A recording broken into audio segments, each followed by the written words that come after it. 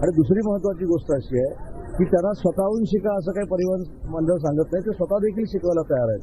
परंतु जो महाराष्ट्रामध्ये राहतो त्याला मराठी आली पाहिजे असं जर प्रताप सरनाईक म्हणाले असतील तर त्याच्यासाठी नाही, याबाबत उगाचच काही लोक राजकारण करतायत.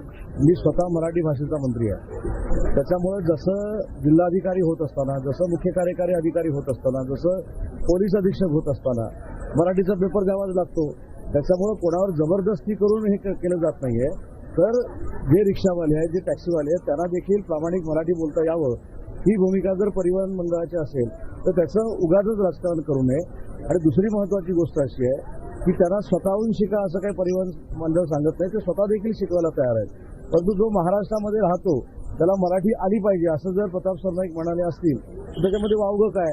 परंतु एक महत्वाची भूमिका अशी आहे की जो गैरसमज अमराठी लोकांमध्ये पसरवला जातोय तशा पद्धतीची नक्कीच शिवसेनेची आणि परिवहन विभागाची भूमिका नाही. त्याच्यामुळं फक्त त्यांनी शिकावं ही जर आग्रहाची भूमिका असेल तर त्याच्यामध्ये कोणी वावगं वाटून घेऊ नये.